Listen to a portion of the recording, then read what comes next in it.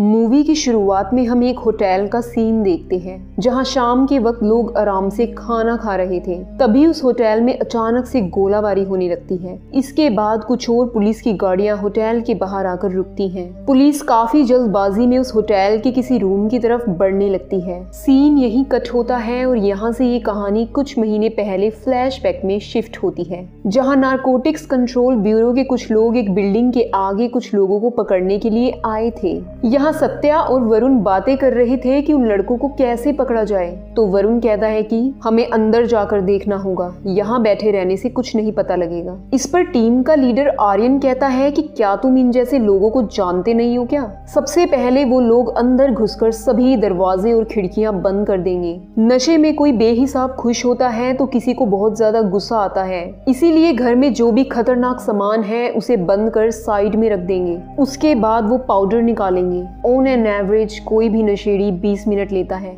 Which means it's time. इतना कहते ही आर्यन घर की तरफ बढ़ने लगता है और नशा करने वाले लड़कों को रंगे हाथों पकड़ लेता है। आगे हमें पता लगता है कि आर्यन और उसकी टीम पिछले कुछ सालों से बढ़ते हुए ड्रग्स कंजम्पशन की असली जड़ तक पहुंचने की कोशिश कर रहे हैं। पिछले 3 सालों से आर्यन और उसकी टीम सेल्वम नाम के ऑफिसर की गाइडेंस में काम कर रही है, लेकिन अभी तक वो लोग सिर्फ छोटे मोटे सप्लायर्स और कंज्यूमर्स को ही पकड़ पाए थे। लेकिन आर्यन शहर के हेड डिस्ट्रीब्यूटर को पकड़ना चाहता है ताकि वो ड्रग्स की सप्लाई को जड़ से खत्म कर सके। आर्यन के प्लान के अकॉर्डिंग उस हेड तक पहुंचने के लिए उन्हें 3 स्टेजेस को पार करना होगा। सबसे पहले उसे ड्रग्स कंज्यूम करने वाले स्टूडेंट्स को पकड़ना होगा। उनका फ्यूचर खराब ना हो जाए इस डर से वो आसानी से कन्फेस कर देंगे कि उन्होंने कहां और किस आदमी से ड्रग्स लिया है। इसके बाद आता है स्टेज 2, जिसमें मिडिल मैन से थोड़ा सख्ती से पूछताछ करने पर वो लोकल डिस्ट्रीब्यूटर का पता बता देंगे।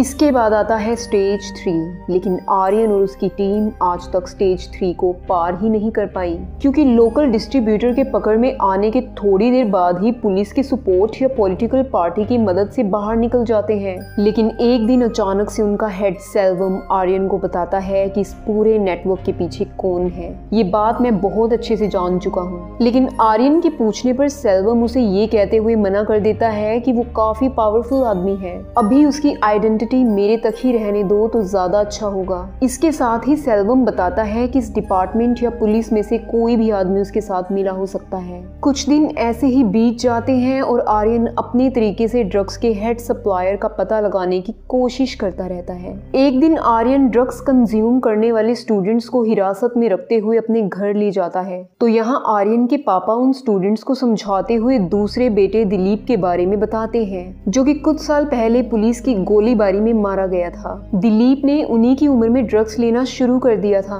और ऐसे ही ड्रग्स लेने के लिए जब वो एक लोकेशन पर गया तभी वहाँ पर पुलिस की रेड पड़ गई और गोलीबारी होने लगी और वहाँ काफी ढूंढने पर भी उन्हें दिलीप की डेड बॉडी तक नहीं मिली। इसके बाद आर्यन के पापा आर्यन को बताते हैं कि मुगिलन तुमसे मिलना चाहता है। दरअसल मुगिलन इनके पड़ोसी हैं जो कि एक सोशल एक्टिविस्ट हैं, यानी कि समाज में जो भी बातें उन्हें गलत लगती हैं ये उनके खिलाफ आवाज उठाते हैं। चाहे उस गलत काम के पीछे कितने भी लोग हो, मुगिलन उसकी परवाह नहीं करते।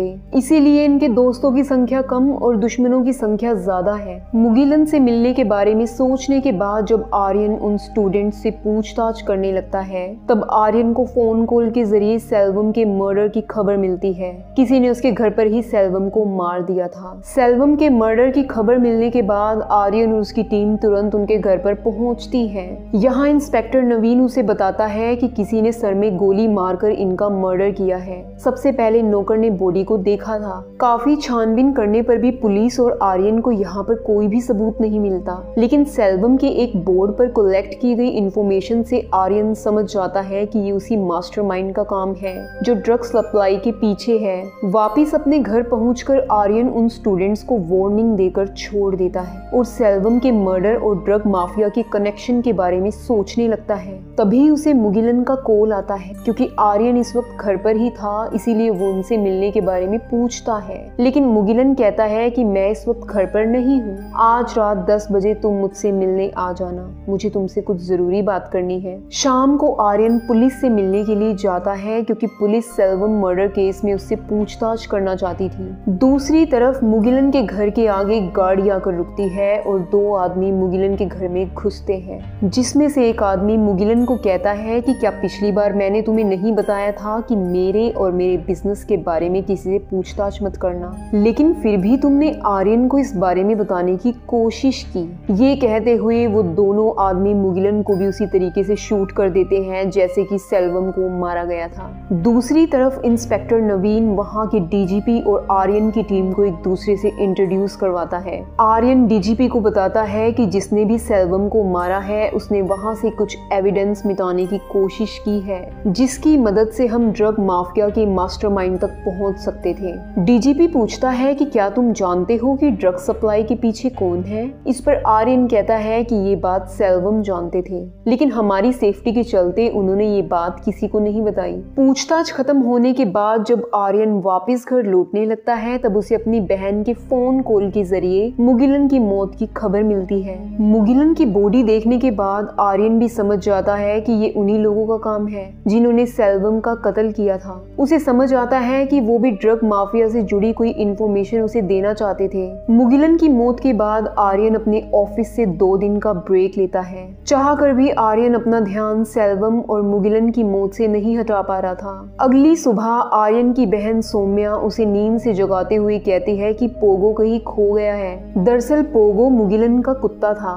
ये बात सुनकर आर्यन को मुगिलन के दिए हुए एक मैसेज के बारे में याद आता है। शाम को दरवाजा खोलने से पहले ही मुगिलन ने आर्यन को एक मैसेज किया था जिसमें उसने सिर्फ पोगो लिखा था। क्योंकि उस वक्त आर्यन मीटिंग में था इसीलिए उसने उस मैसेज पर ज्यादा ध्यान नहीं दिया था। इसके बाद आर्यन पोगो को ढूंढना शुरू करता है और आर्यन को उसके गले पर बंधे पट्टे में से एक पेन ड्राइव मिलती है। उस पेन ड्राइव में आर्यन को दिवाकर कुमारन नाम का एक फोल्डर मिलता है जिसके अंदर मुगिलन की इकट्ठी की हुई सारी इंफॉर्मेशन मौजूद थी। दिवाकर की पर्सनल डिटेल्स देखने पर आर्यन को पता लगता है कि दिवाकर सॉफ्टवेयर सॉल्यूशंस नाम की एक बहुत बड़ी कंपनी का मालिक है। लोगों की नजर में वो काफी अच्छा आदमी है, लेकिन उसकी ये कंपनी सिर्फ एक मुखौटा है। इस कंपनी के जरिए वो ड्रग्स का कारोबार चलाता है। इस पूरे एरिया के लगभग हर चेक पॉइंट पर दिवाकर के आदमी है। दिवाकर की कंपनी का मार्क देखकर कोई भी पुलिस वाला उसे नहीं रोकता।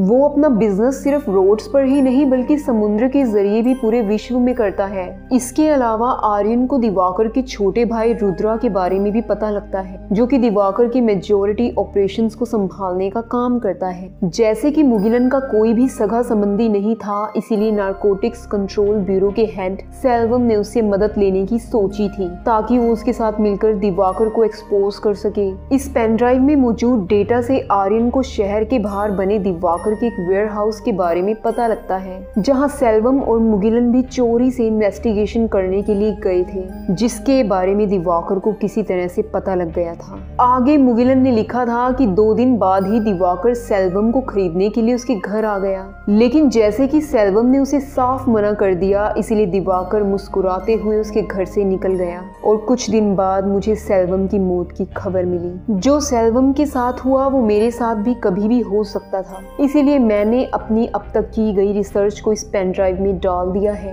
ये सब जानने के बाद आर्यन पुलिस को बिना बताए सिर्फ अपनी टीम के साथ ही दिवाकर को पकड़ने के बारे में सोचने लगता है, क्योंकि वो अच्छी तरह से जान चुका था कि पुलिस या उसके ब्यूरो में से कोई भी दिवाकर के साथ मिला हुआ हो सकता है। सबसे पहले आर्यन दिवाकर के वेयर हाउस को देखने के लिए जाता है और इसके बाद आर्यन अपनी फैमिली को शहर से बाहर उनके पुराने घर में भेजकर अपनी टीम को घर पर बुला लेता है। आर्यन अपनी टीम को उस वेयर हाउस की डिटेल बताना शुरू करता है। इसके साथ ही वो बताता है कि मैंने जानबूझकर अपनी बाइक सिक्योरिटी कैमरास में आने दी ताकि दिवाकर के आदमी खुद हमें ढूंढते हुए यहाँ तक पहुँचे, जैसे कि वो लोग सेल्वम के घर पर पहुंचे थे। इसके साथ ही आर्यन बताता है कि हम लोग अभी वहाँ पर फायरिंग करने के लिए जा रहे हैं ताकि वो लोग जल्द से जल्द हम तक पहुँचे। आर्यन की इंस्ट्रक्शंस को फॉलो करते हुए ये लोग उस वेयर हाउस पर पहुंचकर वहाँ पर फायरिंग करना शुरू करते हैं, जिसके बाद वहाँ पर काम करने वाले लोग डरकर वहाँ से भाग जाते हैं और अंदर जाने पर आर्यन को काफी सारे ड्रग्स के पैकेट्स दिखाई देते हैं, जिसे देखकर आर्यन को समझ आता है कि यहाँ काफी बड़े लेवल पर ड्रग सप्लाई का काम चल रहा था। इसके साथ साथ ही उन्हें वहाँ ड्रग से भरा एक ट्रक भी दिखाई देता है और आर्यन उस ट्रक को वहाँ से निकालकर अपने डिपार्टमेंट की बिल्डिंग में पार्क कर देता है।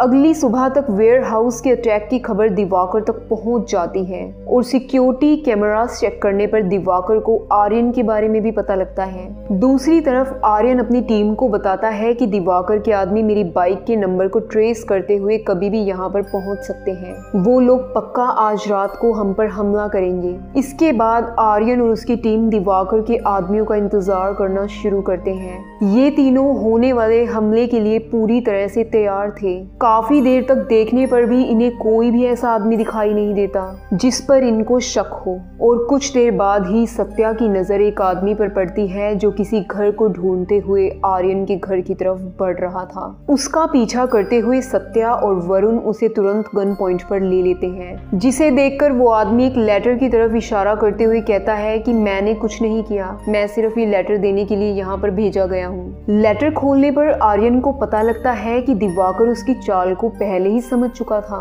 उसने घर पर हमला करने की बजाय उसकी फैमिली को किडनैप कर लिया है। इस बात का पता लगने के बाद आर्यन तुरंत अपनी टीम के साथ अपने पुराने घर की तरफ रवाना होता है। इसके साथ ही वो एक कांस्टेबल को अपने फैमिली मेंबर्स के नंबर ट्रेस करने के लिए कहता है। पुराने घर पर पहुंचने पर उसे कोई भी दिखाई नहीं देता और कुछ देर बाद कांस्टेबल कॉल करके बताता है कि जो 3 नंबर आपने ट्रेस करने के लिए दिए थे वो सभी इस वक्त स्विच्ड ऑफ हैं। यहाँ तक कि पड़ोसियों से भी पूछताछ करने पर उन्हें कुछ भी पता नहीं लग पाता। इसके बाद दिवाकर आर्यन को कॉल करके उसका माल वापस करने को कहता है। आर्यन उससे पूछता है कि अगर तेरा माल मैंने तुझे वापस कर दिया तो क्या तू मेरी फैमिली को छोड़ देगा? तो दिवाकर ये कहते हुए फोन कट कर देता है कि पहले मेरा ट्रक उसी जगह पर लेकर जाओ जहाँ से उसे चुराया गया था, तब मैं इस बारे में सोच सकता हूँ। आर्यन भी समझ जाता है कि जब तक दिवाकर का माल उसके पास है तब तक वो उसकी फैमिली को कुछ नहीं करेगा, लेकिन जैसे ही उसका माल वापस से वेयर हाउस में पहुंचेगा तब वो किसी को भी मार सकता है। दूसरी तरफ दिवाकर भी अपने आदमियों को ऑर्डर देता है कि माल वापस होते ही आर्यन के और उसके साथ आने वाले लोगों के साथ साथ आर्यन की फैमिली को भी मार डालना।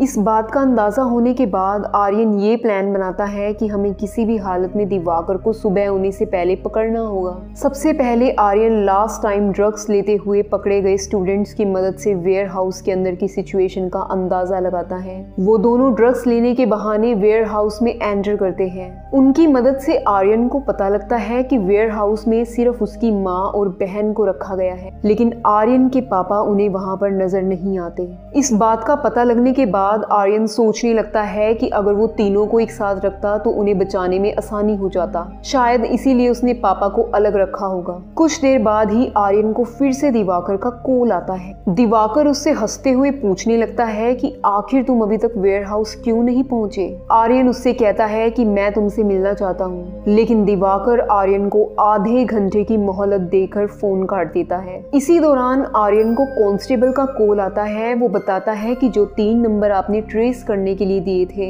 उनमें से एक नंबर की लोकेशन उसने पता लगा ली थी। दरअसल दिवाकर के एक आदमी की गलती की वजह से वो मोबाइल कुछ सेकंड्स के लिए ऑन हो गया था। कांस्टेबल उसे बताता है कि वो नंबर अभी ब्लू रबी नाम के एक होटल में ऑन हुआ था। आर्यन को पूरी तरह यकीन हो गया था कि दिवाकर उसके पापा को शील्ड की तरह इस्तेमाल कर रहा है। उसने पापा को अपने पास ही रखा होगा। इसके बाद वो अपनी टीम को वेयर हाउस पर नजर रखने का कहकर होटल की तरफ निकल जाता है। आर्यन के प्लान के अकॉर्डिंग उन्हें एक ही टाइम पर वेयर हाउस और होटल पर अटैक करना होगा। कुछ देर बाद आर्यन होटल में पहुंचकर रिसेप्शनिस्ट से दिवाकर के बारे में पूछता है और जब दिवाकर को उसके आने की बात पता लगती है तो वो थोड़ा हैरान होता है। वो सोचने लगता है कि आखिर उसे मेरी लोकेशन का कैसे पता लगा होगा, लेकिन इसके बावजूद भी वो अपने आदमी को भेजकर आर्यन को अपने रूम पर लाने को कहता है। इसके साथ ही वो आर्यन के पापा को अपने रूम से निकालकर दूसरे रूम में शिफ्ट कर देता है। जब दिवाकर का भेजा हुआ आदमी उसे रूम पर ले जा रहा था तभी आर्यन की मुलाकात इंस्पेक्टर नवीन से होती है, जो कि अपनी पत्नी के साथ यहाँ पर आया हुआ था, लेकिन आर्यन आर्यन ज्यादा बात किए बिना ही वहाँ से निकल जाता है। किसी अनजान आदमी के साथ आर्यन को परेशान होता हुआ देखकर नवीन भी समझ जाता है कि वो जरूर किसी मुसीबत में है, इसीलिए वो अपनी पत्नी को यहाँ से भेजकर आर्यन को ढूंढने की कोशिश करता है। दूसरी तरफ सत्या और वरुण डीजीपी को वेयरहाउस के अंदर जाते हुए देखते हैं। ये देखकर उन्हें अंदाजा हो जाता है कि डीजीपी भी इस माफिया के साथ मिला हुआ है। इसके बाद आर्यन दिवाकर के रूम में एंटर करता है। यहाँ दिवाकर जब फिर से आर्यन से अपने माल के बारे में पूछने लगता है तब आर्यन कहता है कि पहले ये बताओ कि मेरे पापा कहाँ हैं, उसके बाद चाहे तुम मेरी जान ले लेना। दूसरी तरफ दिवाकर का भाई रुद्रा डीजीपी से कहता है कि आज रात आर्यन नहीं बचने वाला। तो तभी डीजीपी को नवीन का कॉल आता है। नवीन उसे बताता है कि मैंने अभी ब्लू रबी होटल में आर्यन को देखा है, यहाँ की सिचुएशन मुझे कुछ ठीक नहीं लग रही। इतना सुनते ही डीजीपी उसे चुपचाप वहाँ से निकलकर सुबह बातें करने का कहकर फोन काट देता है। लेकिन नवीन डीजीपी की बातों को अनसुना करके फिर से इधर उधर देखने लगता है। अब तक दिवाकर भी आर्यन को अपने आदमियों के साथ दूसरे रूम की तरफ भेज देता है ताकि उसे अपने पापा की जिंदा होने की कॉन्फर्मेशन मिल सके। नवीन से बात करने के बाद डीजीपी को समझ आता है कि उसके टीम मेंबर्स जरूर इसी वेयर हाउस के आसपास होंगे, इसीलिए रुद्रा अपने आदमियों को उन्हें ढूंढने के लिए कहता है। दूसरी तरफ जब दिवाकर को भी इस बात का पता लगता है तब वो भी अपने आदमियों को आर्यन को मारने का ऑर्डर देता है, जिसके बाद आर्यन और उन लोगों के बीच में हाथापाई होने लगती है। कुछ ही देर में आर्यन दिवाकर के आदमियों से लड़ते हुए अपने पापा को वहां से ले जाने लगता है। दूसरी तरफ वरुण और सत्या भी वेयर हाउस पर हमला करना शुरू करते हैं। कुछ ही देर में वरुण और सत्या रुद्रा के साथ साथ वहां पर मौजूद सभी आदमियों को मार डालते हैं और जब डीजीपी उन्हें देखता है तब डीजीपी उनके सामने अच्छा बनने का नाटक करने लगता है। लेकिन इससे पहले कि डीजीपी कुछ कर पाता, सत्या गोली चलाकर उसे घायल कर देती है। दूसरी तरफ आर्यन अपने पिता को सही सलामत उस होटल से बाहर निकालकर फिर से दिवाकर के रूम की तरफ बढ़ने लगता है और इसी दौरान उसकी मुलाकात फिर से नवीन के साथ होती है, जो कि उसे ढूंढता हुआ यहाँ आया था। यहाँ हम फिर से वही सीन देखते हैं जो हमें मूवी की शुरुआत में दिखाया गया था, यानी कि ये कहानी प्रेजेंट में शिफ्ट होती है। थोड़ी देर बाद ही नवीन और आर्यन दिवाकर के रूम तक पहुंचते हैं और उसकी बातों से हमें समझ आता है कि इस ड्रग माफिया का मास्टरमाइंड वो नहीं बल्कि कोई और है। आर्यन उससे पूछता है कि क्या तुमसे भी ऊपर कोई और माफिया है। इस पर दिवाकर हंसते हुए कहता है कि नेटवर्क को छोड़ो, अभी तुम्हें अपने बारे में जानने के लिए भी बहुत कुछ है। ये कहते हुए दिवाकर अचानक से अपने आप को शूट कर लेता है। घर पहुंचकर आर्यन फाइनली अपनी फैमिली से मिलता है, लेकिन दिवाकर के कहे हुए आखिरी शब्द अभी भी उसके कानों में गूंज रहे थे। अगली सुबह आर्यन को घर के मेन डोर पर एक लेटर मिलता है, जिसे पढ़कर आर्यन को समझ आता है कि जिस मास्टरमाइंड को वो सालों से पकड़ने की कोशिश कर रहा है वो कोई और नहीं बल्कि उसी का जुड़वा भाई दिलीप है, जो कुछ साल पहले हुए शूट आउट के बाद से कहीं पर गायब हो गया था। आर्यन और उसकी फैमिली अभी तक यही समझ रही थी कि वो मर गया होगा, लेकिन उसी शूट आउट के दौरान दिलीप और दिवाकर को ड्रग्स और पैसे से भरी एक वैन मिली, जिसके बाद से दिलीप के कहने पर ही दिवाकर ने उसके साथ मिलकर ड्रग्स का कारोबार शुरू किया। हमें समझ आता है कि दिलीप के कहने पर ही दिवाकर अपने आप को मारने के लिए मजबूर हुआ था और इस लेटर के जरिए दिलीप आर्यन को बताता है कि तुमने मेरे नेटवर्क से टक्कर लेकर बहुत बड़ी गलती की है, जल्द ही हमारी मुलाकात होगी। और इसी सीन के साथ माफिया चैप्टर 1 मूवी खत्म होती है। इसके आने वाले पार्ट की एक्सप्लेनेशन भी आपको हमारे channel movie stories for you पर मिल जाएंगी। अगर आपको ये वीडियो अच्छी लगी तो वीडियो को लाइक और चैनल को सब्सक्राइब जरूर कर दें। मिलते हैं आपसे अगली इंटरेस्टिंग मूवी स्टोरी के साथ। Till then bye and take care.